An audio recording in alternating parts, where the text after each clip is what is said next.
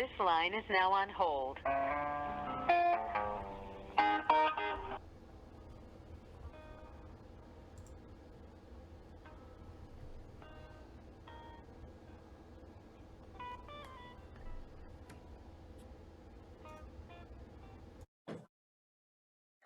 Now?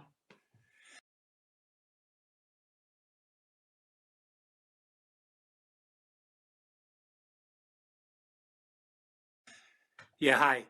My name is Tom Derry, and I'm a retired postal worker. I live in Redford Township, Michigan. I was born on this date. You're on hold, Tom. Oh,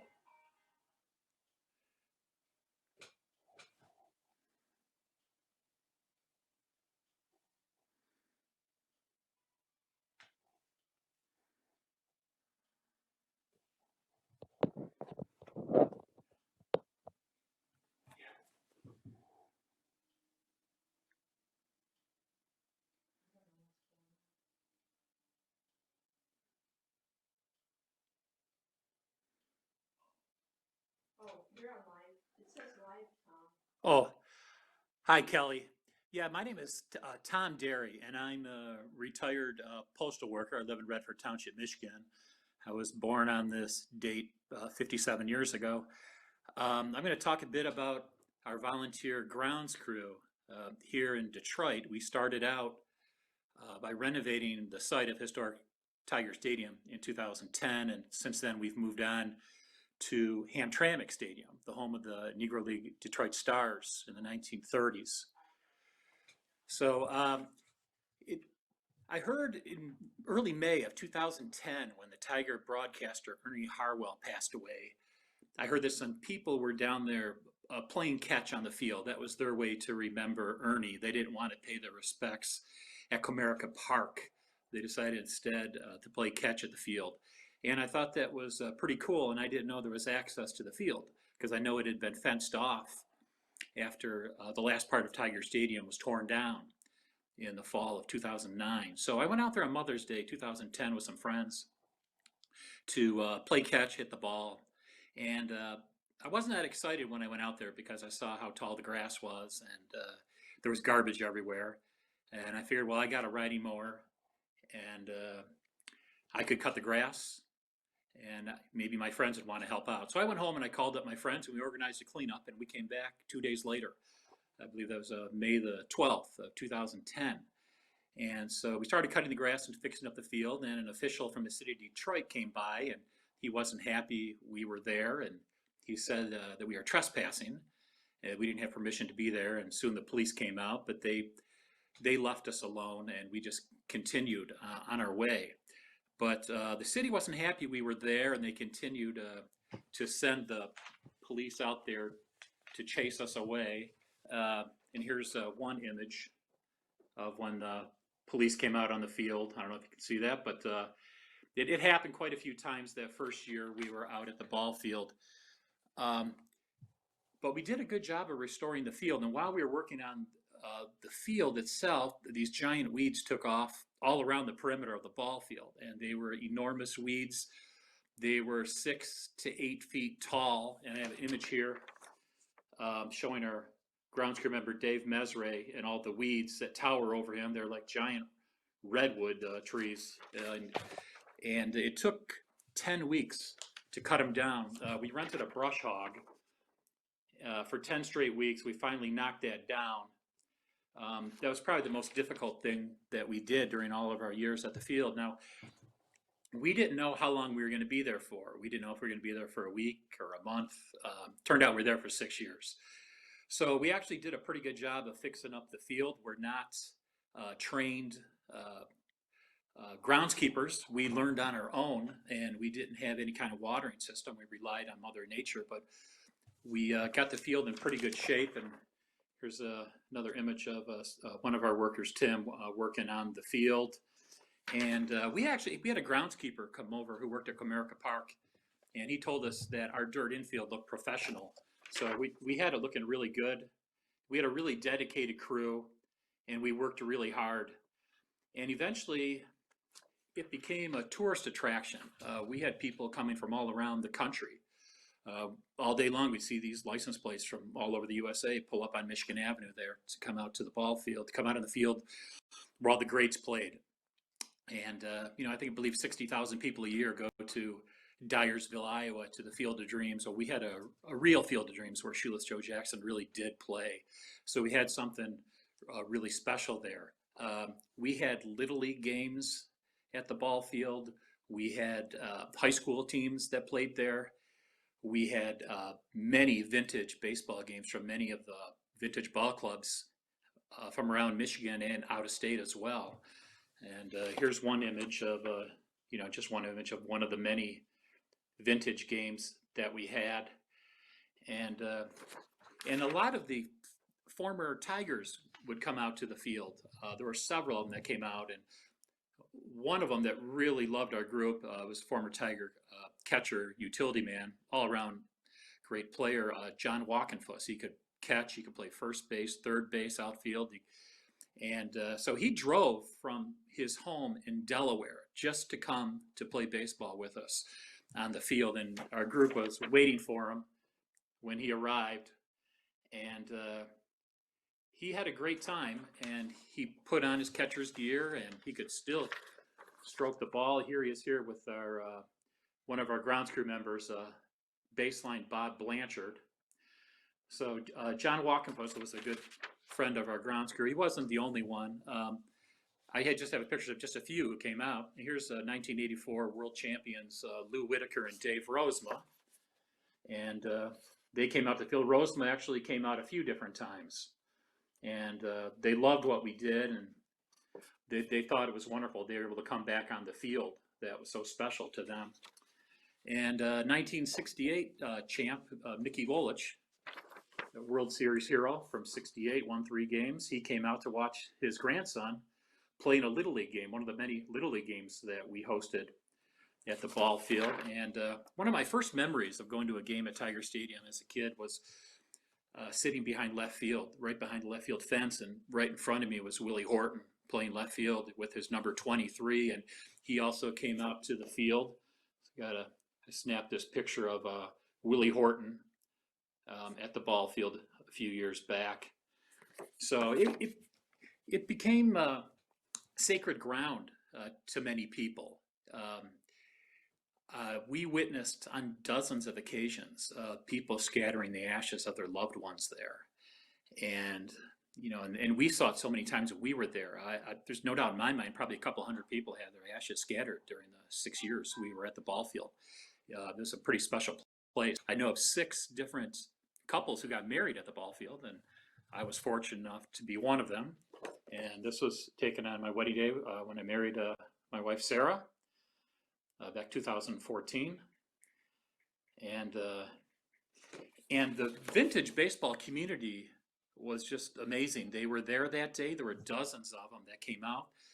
There was a vintage ball game after our wedding, and here's a picture of my wife Sarah. She rode in on the John Deere riding mower from deep center field near the flagpole to come out to second base. And here's our son Eric, who escorted her to home plate.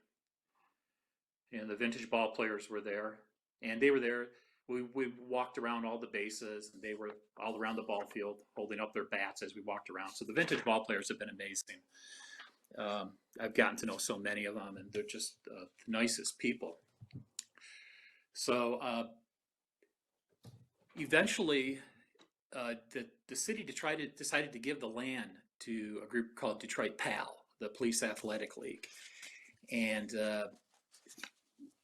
we disagree with their idea to tear out the grass and put it in artificial turf. We think that was a mistake, but they have continued to do the things that we started several years ago, continuing to have youth sports, whether it's hosting baseball, having kids come out and play soccer, or whatever sport it is. So at least sports is alive at that field. We didn't know if it would happen. Now, while we were there, the city wasn't happy, and they told us that the site wasn't meant for baseball and it wasn't zoned for baseball. So we obviously disagreed, and eventually they came around to their senses, and they decided to have sports at the field.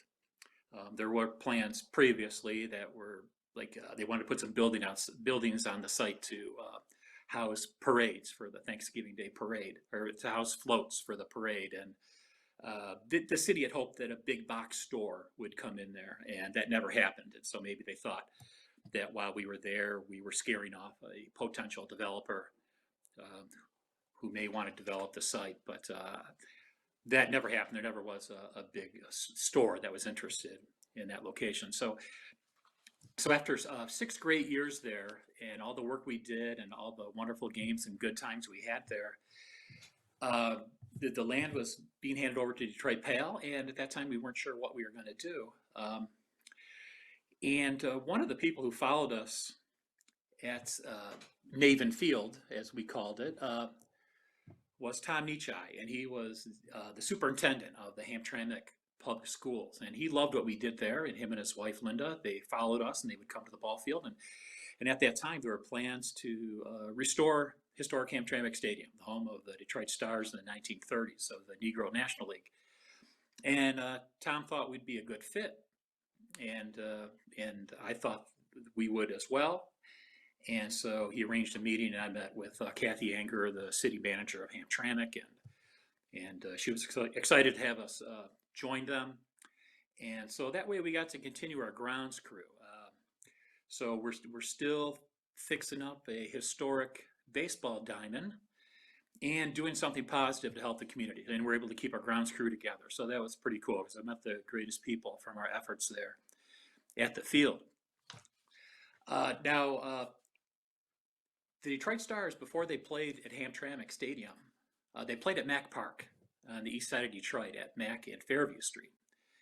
And in 1929, they had a fire at the stadium, and it was actually caused by the grounds crew. The infield was soaking wet. They decided to pour gasoline on it to light it and dry it up, and actually that wasn't that unusual of a practice many years ago.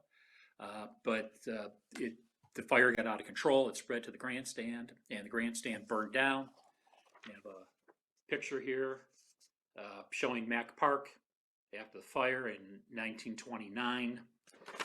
And so the owner, John Rosink, who owned the Detroit Stars, he didn't rebuild the grandstand that year. They finished out the season at Mack Park, and he started work on a new field in Hamtramck. He leased some land from the Detroit Lumber Company in Hamtramck, near the Grand Trunk Railroads. And he did something unusual, something that owners certainly don't do nowadays. He paid for his own stadium. So he paid $100,000 to put in a grandstand and in a field. And the baseball field opened up, the Hamtramck Stadium, in May of 1930. And when the ball field opened up in May of 1930, the John Rosink had Ty Cobb come from Georgia. He took a train from Georgia to throw out the first pitch at Hamtramck Stadium. And I have a picture here showing Ty Cobb throwing out the first pitch in May of 1930. It was kind of interesting because last year, when we had a vintage ball game, Ty Cobb's granddaughter traveled from New York, and she threw out the first pitch before one of the games last year from the same mound that her grandfather had 79 years earlier. So here's a cool picture of showing Ty Cobb throwing out the first pitch in 1930, and then Cindy Cobb, Ty Cobb's granddaughter, throwing out the first pitch in 2019. So the Detroit Stars, they had many good players, but their best player by far was Norman Turkey Stearns. And Turkey Stearns he did everything well. He could hit, he could run, he could throw with power. Here's a image of Turkey Stearns. To give you an idea how great of a player he was, the best baseball player that I ever saw play for the Detroit Tigers was Al Kaline. He just did everything so well. And baseball historian Bill James ranked Al Kaline as the 90th greatest player of all time. Well, he ranked Turkey Stearns the 25th greatest player of all time. So that's how talented Turkey Stearns was. He just did everything well. And some people think he got his nickname from when he ran the bases. He flapped his arms, maybe resembled a turkey. And I also read that one time he said himself that when he was young, he had a pot belly. And someone thought he resembled, his physique resembled a turkey because of that. So now the Detroit Stars played there in 1930 and 1931, and they were tough times. And then the league folded in 31. And in 1932, there was a new Negro League team there, the Detroit Wolves, part of the East-West League, and they were only there for a year before they folded. And their best player that the Wolves had in 1932 was James Quill Papa Bell. And here's an image of Quill Papa Bell, who also played at Hamtramck Stadium, was his home field in 1932. There are a lot of stories about his speed. Some are true, some probably are not true. It said that he scored from first base on a sacrifice bunt. And some stories, are obviously exaggerated a bit. It said he could hit a line drive up the middle and slide into second base and get hit by his own, when he slid into second base, got hit by his own batted ball.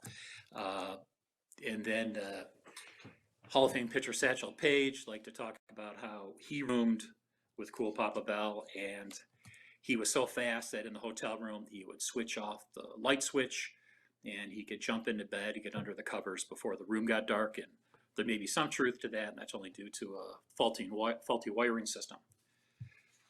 But so there were 17 members of the Baseball Hall of Fame who played on that field during the 1930s. I mean, and to this day, you can go on that field and you can stand on the same pitcher's mound that Satchel Paige pitched on. You can stand behind home plate where Josh Gibson caught and go to third base where Judy Johnson played, and so many of the other greats. So when I'm out there cutting the grass, it kind of gives me goosebumps thinking about the great players who played there. Just like the same feeling I had when I was cutting the grass at the Tiger Stadium site, thinking about how Ty Cobb played out there, and Babe Ruth, and Ted Williams, and so many of the greatest players ever. So yeah, there's just so much incredible history there, and so many great players. And aside from the Negro League players from the 1930s who played on that, there was just so much talent that came out of Hamtramck. So much baseball talent. It's a very small community, about 2.5 square miles, and 10 men made it into the major leagues who were born or raised in Hamtramck. And the one who played the longest in the major leagues was Tom Paciorek. He played for 18 years for several different teams, and he had two brothers who also played, Jim Paciorek and John Paciorek. So there were 3 of the Pacioreks. And I want to talk a little bit about one of the other men who played in the major leagues, was from Hamtramck, Steve Gromack. Now, Steve Gromack was born in 1920 in Hamtramck. He went to St. Ladislas High School, and he played ball on that field, that same diamond. And he was a very steady player. He started out actually as an infielder, but he was such an all-around good player that they decided to try him out as a pitcher. And so while he was in the Cleveland Indian organization, he became a pitcher, and became a very good one, a real workhorse. He pitched for 17 years in the American League, first with Cleveland, and then later on with Detroit. And he had a lot of success.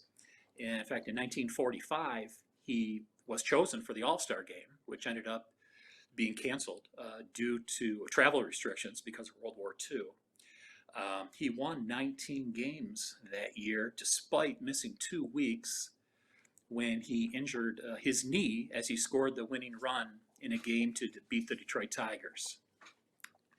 So he had a lot of success with the Indians, and later on even with Detroit in the 50s. 1954, he won 18 games with the Tigers. He was thrilled to come back home to play for his home team, the Detroit Tigers. But here's an image here of Steve Gromack with the Cleveland Indians. But his most famous moment came in the 1948 World Series. The Cleveland Indians were playing the Boston Braves, and in Game 4, the Indian manager Lou Boudreau, the player shortstop, who became a Hall of Famer, he surprised everyone by picking Steve Gromack to start Game 4 of the World Series. And Gromack did not disappoint. He went the distance, and Cleveland won the Game 4 in front of over 81,000 people at Cleveland Stadium. And so they won 2-1. He pitched a complete game, and the winning run ended up, the game-deciding run, came from a home run hit by Larry Doby in the 7th inning that gave him the 2-1 victory. And Larry Doby had just joined the Indians 1 year earlier, and he was the first black player in the American League. And he broke the color barrier just a few months after Jackie Robinson did. And he didn't have it easy when he came into the American League, of course. And it wasn't just from opposing players and fans. It was from his own teammates.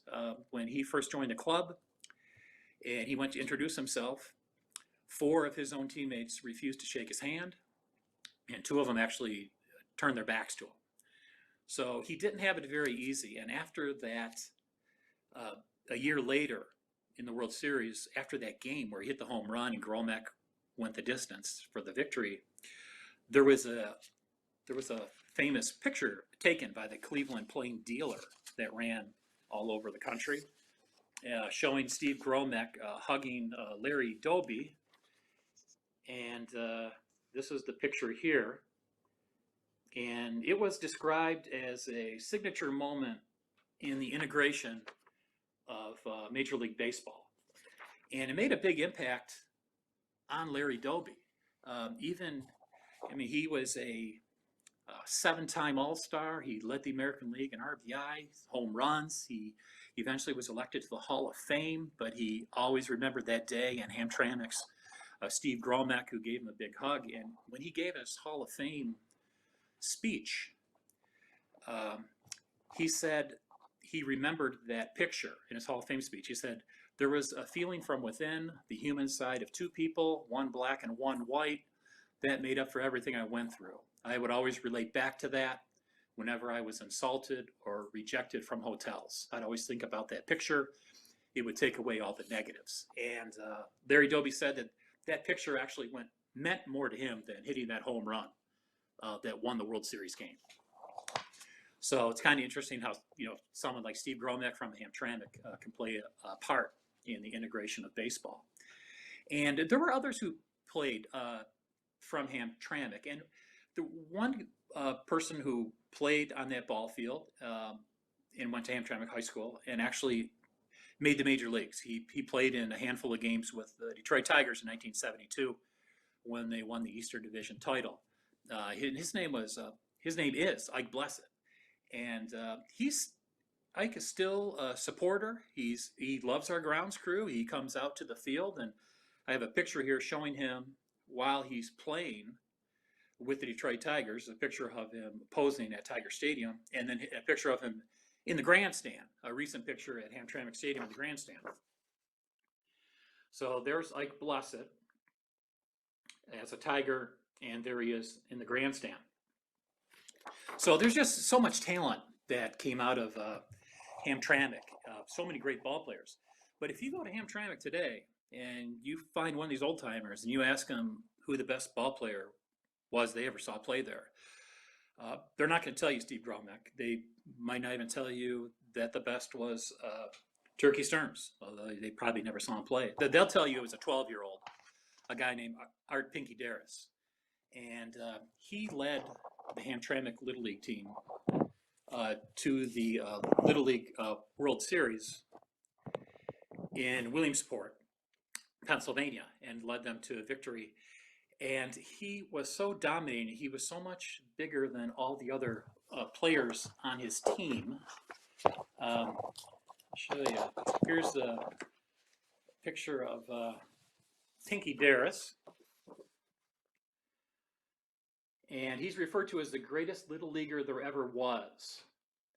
And I believe that. A couple of years ago, I was able to go out to California to visit some friends from this group called the Baseball Reliquary. And I met somebody out there who said he remembered watching the Little League World Series on TV in 1959. And he still talks about Pinky Darris, and this was someone who lives in California talking about it 50-some years later. So he was just incredibly dominating. You can see here how much bigger he was than the rest of his teammates.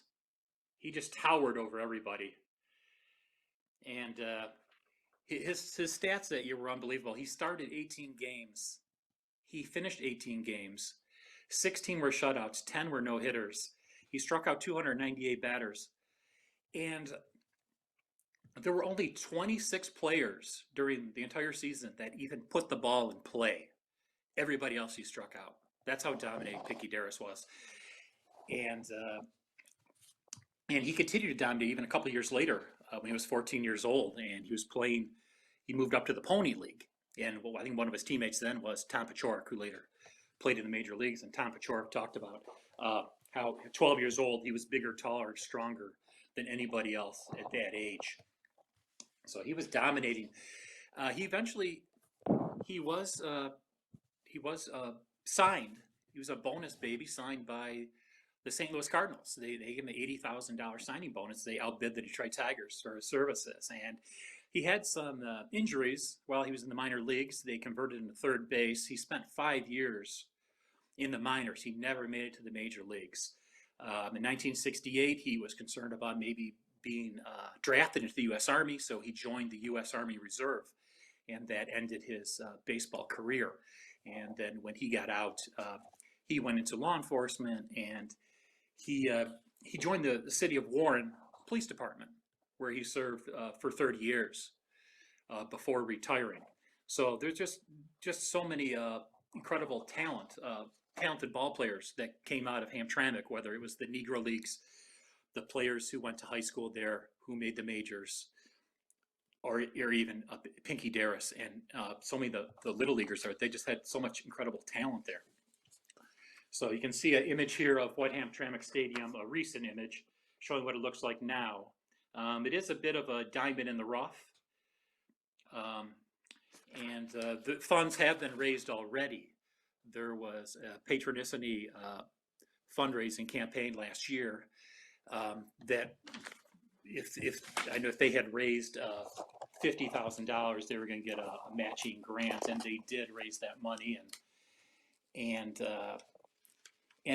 the musician Jack White donated quite a bit. Jack White donated a lot of money to that cause, and so the fundraising effort was a success. And then there was more funds were recently raised in Hamtramck. Another, I think, 400. Let's see here.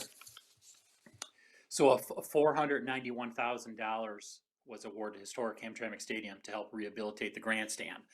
So that $491,000, it was from the African American Civil Rights Grant, and that was recent. So that money's going to help to fix the grandstand, and the money that Jack White and others helped raise last year, that's going to the field to help restore the baseball field. So we can have not just baseball, but we can have cricket, we can have soccer, and all kinds of other sports. It's going to be a field that's open to everybody. It's going to be an open park.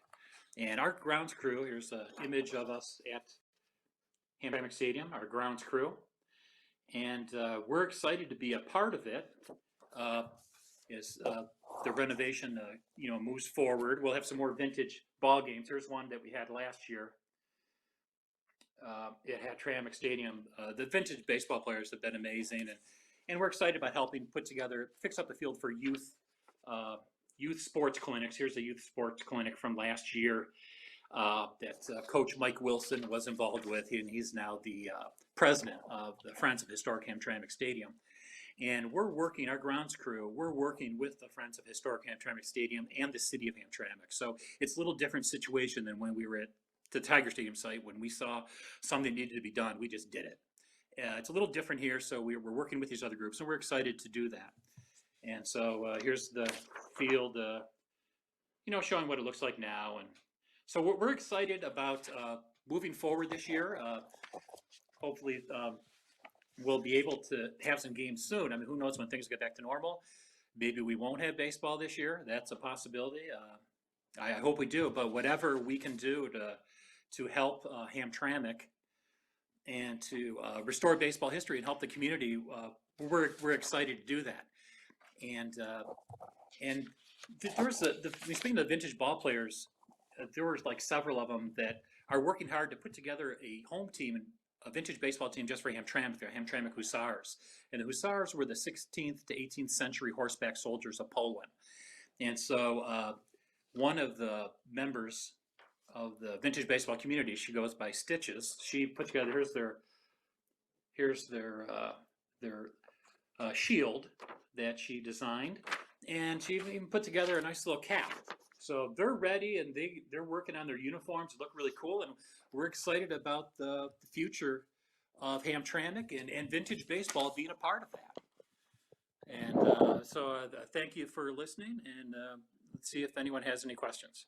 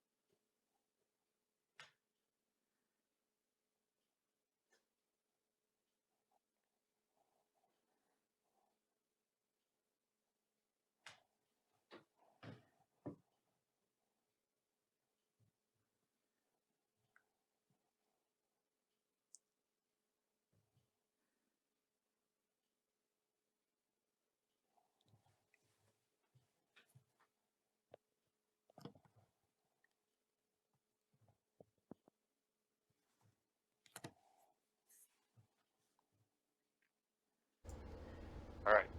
Go ahead. Bill. Okay, great. Hey, Tom, how are you? Very good, thank you. Hello, Tom? Yes, I'm here. Hello. Can you hear me? Tom? Yeah, go ahead with your question. Yeah. This is Bill Helm. I'm the secretary of the VBBA, and I'd like to know a little bit more about our Pinky Darris. For one thing, I'd love to know how to spell his name, and I'd love to know if he's still alive. There's a way of reaching him. Yes, actually, our Pinky Darris. Hello, this is Jim. Say it again. Yeah, our Pinky Darris is still alive. And his last name is spelled Darris. Muted. The Q&A is working. We're hoping to have him come down to the ball field soon. We're hoping to that. Because these presenters will not call into the line. They have to call in. He refused to.